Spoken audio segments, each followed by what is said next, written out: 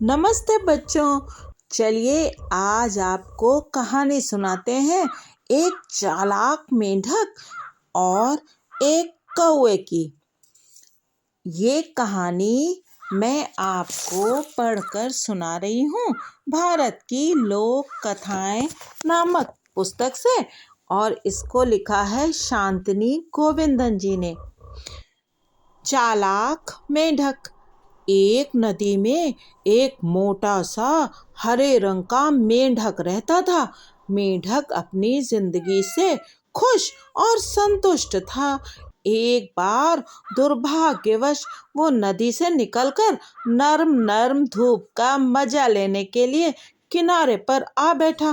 तभी एक काले कौवे ने उसे झपटकर अपनी चोंच में पकड़ लिया। वाह, क्या स्वादिष्ट भोजन हाथ लगा है। मेंढक को देखकर कौवे के मुंह में पानी आ गया। उसने अपने पंख फैलाए और मेंढक को चोंच में दबाए वो उड़ चला, ऐसी जगह की तलाश में जहां वो चैन से अपने भोजन का मजा ले सके। बेचारा मेंढक डर के मारे उसका कलेजा मुंह को आ रहा था। कौवे की चोंच में जकड़ा उड़ा चला जा रहा था आकाश में। वो जानता था कि उसका अंत निकट है, और ये भी कि अपने सदियों पुराने चालाक दुश्मन को परास्त करना उसके वश में नहीं है। फिर भी उसने तय किया कि वो अकल से काम लेगा और कौवे को पता भी नहीं चलने देगा कि वो कितना डरा हुआ है। फिर हो सकता है दिमाग में कोई तरकीब आ ही जाए। कुछ देर उड़ने के बाद कौवा एक सुनसान अंधेरी गुफा के मुंह पर आकर बैठ गया। फिर आश्वस्त होकर काय काय करते हुए उसने मेढक को अपने पंजों में जकड़ लिया। लेकिन जैसे ही उसकी नुकीली चोंच मेंढक की ओर बढ़ी, वैसे ही मेंढक उच्च स्वर में बहुत कर्कश हंसी हंसने लगा। कौवा हैरान वो मेंढक को फटी फटी आंखों से देखने लगा। अरे मेंढक, तू हंसता क्यों है? मालूम होता है तू शरीर से ही नहीं अकल से भी मोटा है। क्या तू नहीं जानता कि तू मरने वाला है? मैं ही नहीं, तुम भी मरने वाले हो, मेंढक बोला। मेरे प्यारे दोस्त, इस गुफा में एक बहुत ही भयंकर सांप रहता है और शीघ्र ही तुम उसकी थाली में परोसे जाओगे। कौवा सुनकर बहुत घबराया और बिना वक्त गवाए मेंढक को चोंच में दबाकर फिर उड़ चला। कौवा बहुत ऊंचा उड़ा और आखिर में एक ऊंचे पेड़ के ऊपर जा बैठा। एक बार फिर वो मेंढक को खाने की तैयारी करने लगा, और इससे पहले कि वो मेंढक के सिर को अपनी चोंच का निशाना बनाता, मोटा मेंढक फिर जोर से हंस पड़ा। कौवा फिर रुक गया और अपने शिकार को गुस्से से देखने लगा। हाँ जी श्रीमान, यह बेवकूफों की तरह क्यों हंस रहे हो? इस ऊंचे पेड़ पर तुम्हारा दोस्त सांप तो मुझे कहीं दिखाई नहीं देता। मित्र मेरे, सांप तो यहाँ कतई नहीं रहता, मेंढक बोला। लेकिन मेरी एक और दोस्त बिल्ली जरूर यहाँ रहती है, और उसे कौओं का मांस तो खास तौर पर पसंद है। तुम्हें अपने भोजन के रूप में यहाँ देखकर तो उसकी बाँछें ही खिल जाएंगी। कौवा डर के मारे थर थर कांपने लगा। असहाय मेंढक को चोंच में दबाए वो एक बार फिर हवा में उड़ चला। अब तक कौवे का गुस्सा सातवें आसमान पर जा पहुंचा था। मेंढक को खाने की उसकी कोशिश 2 बार बेकार हो चुकी थी, पर जल्दी ही एक दूर दराज जगह पर जा बैठा। एक ऊंची पथरीली पहाड़ी के एक पुराने और उजाड़ मंदिर पर मेंढक को पत्थरों पर रखते हुए कौवा तिरस्कार भरे स्वर में बोला, अरे मूर्ख मेंढक, जितना चाहे हंस ले, पर यहाँ तेरा कोई भी दोस्त तेरे प्राण बचाने नहीं आएगा। न सांप न बिल्ली, यहाँ कोई नहीं आता। तुझे बचाने वाला यहाँ तो कोई नहीं है, और अब मैं तुझे तसल्ली के साथ मजे से खाऊंगा। लेकिन मेंढक एक बार फिर हंस पड़ा, और इस दफा तो कौवे का चेहरा देखने लायक था। हैरानी के मारे उसकी चोंच खुली ही रह गई। मौत के फरिश्ते तुम्हारे सर पर मंडरा रहे हैं और तुम हंस रहे हो? वह गुस्से से तिलमिला उठा।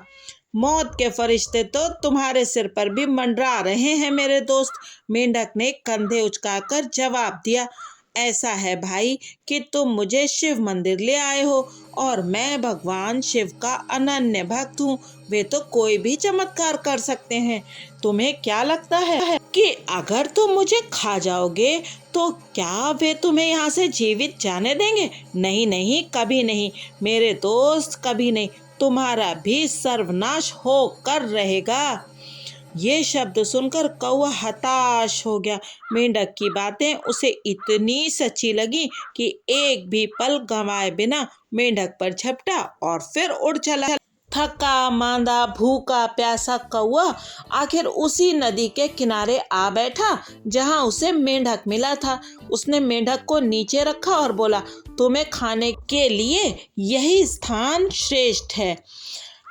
मैं तुम्हें जहाँ भी ले गया हूँ वहीं पर तुम्हारा कोई न कोई दोस्त निकल आया जो उल्टा मुझे ही मार डालता। लेकिन जाहिर है यहाँ तुम्हारी पुकार सुनने वाला कोई नहीं, क्योंकि यहीं से तो तुम्हें इतनी आसानी से पकड़ा था मैंने। अब जितना हंसना है हंस ले। कौवे ने ताना दिया। अब तू बस मरने ही वाला है। मेंढक बिल्कुल चुप ही रहा। फिर वो सिर झुकाकर रोने लगा। ये सच है कि मेरा यहाँ कोई दोस्त नहीं है, वो बोला, और मैं भी मरने के लिए तैयार हूँ। मैं बस एक बात कहना चाहता हूँ, मेरी आखिरी इच्छा पूरी की जाए। मैं क्यों तुम्हारी कोई भी इच्छा पूरी करूं? कौवे ने रूखेपन से कहा। मैं भी थका हुआ हूँ, भूखा हूँ। मैंने तुम्हें 3 बार मौत के मुंह से निकाला है। मेंढक रोते रोते बोला। कृपा करो मेरी आखिरी इच्छा पूरी कर दो, उसने विनती की। मरते हुए भी तुम्हें दुआ ही दूंगा। अच्छा अच्छा ठीक है, कौवा अधीर होकर बोला। जल्दी से अपनी इच्छा बताओ, मेरे पास फिजूल वक्त नहीं है। मेंढक अपनी डबडबाई आंखें उठाकर कौवे की ओर देखने लगा। उसकी आवाज कांप रही थी। मैं तुम्हारी तरह बहादुर नहीं प्रिय कौवे, मैं मरने से बहुत डरता हूँ। मेरी प्रार्थना है कि मेरी मृत्यु तत्काल और बिना दर्द के हो। तुम्हारी ये बड़ी सी काली चोंच बहुत मोटी है और तेज भी नहीं है। मुझे डर है कि इससे जब तुम मेरा हृदय बेधोगे तो मुझे बहुत दर्द होगा। कृपा करके अपनी चोंच गीली करके उसे थोड़ा तेज कर लो ताकि मैं आसानी से मर सकूं। कौवा कुछ देर सोचते हुए अपनी छोटी छोटी काली आंखों से मेढक की तरफ टकटकी लगाकर देखता रहा। आखिर कंधे उचकाते हुए उसने सोचा, चलो अपनी चोंच तेज कर लेने में भला नुकसान ही क्या है। ठीक है ठीक है, उदारता दिखाते हुए कौवा बोला। मैं अपनी चोंच भाले जैसी तेज बनाकर आता हूँ। इस बीच तुम मेरा यहीं इंतजार करो। मेंढक ने फटाफट सिर हिलाया। ज्यों ही कौवा मुड़ा त्यों ही एक छलांग में ही मेंढक जी नदी के अंदर पहुंच लिए। और जब कौवा स्वादिष्ट भोजन के सपने लेते हुए जमीन पर घिस घिस कर अपनी चोंच तेज कर रहा था, तब मेंढक खूब मजे से पानी में छपछपाते हुए तैर रहा था। आखिर जब कौवे को लगा उसकी चोंच काफी तीखी हो गई है तो वो मुड़कर मेंढक को ढूंढने लगा। वापस आओ, कौवा मेंढक को पानी में देखकर चिल्लाया। मैंने अपनी चोंच को पैना कर लिया और अब मैं तुम्हें खाने के लिए तैयार हूँ। नदी के अंदर बैठा मेंढक खिलखिलाकर हंस पड़ा। मेरे प्यारे कौवे, उसने चुटकी ली, अपनी चोंच ही नहीं अपनी अकल को भी थोड़ा तेज करो। और फिर उसने पानी में डुबकी लगा दी। तो प्यारे बच्चों, आपको इस कहानी से क्या सीखने को मिलता है?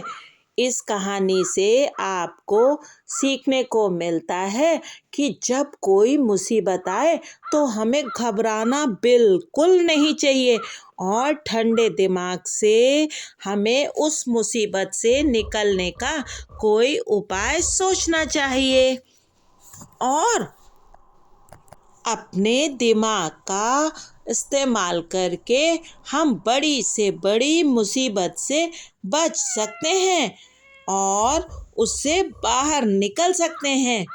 वैसे तो कौवे को ही चालाक कहते हैं, पर यहाँ तो मेंढक ने कौवे को बुद्धिमानी में हरा दिया। और हाँ, एक बात और, कौवा इसलिए बेवकूफ़ बना क्योंकि उसने सोचा कि मेंढक मोटा है और बेवकूफ़ है।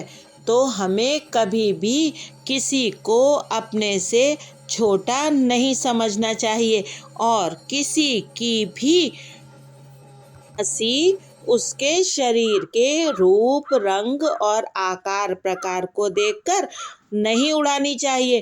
तो अगर आपको यूट्यूबर मौसी की कहानियाँ पसंद आ रही हो तो कृपया चैनल को सब्सक्राइब कीजिए और अपने दोस्तों के साथ इसे शेयर भी कीजिए। फिर मिलेंगे।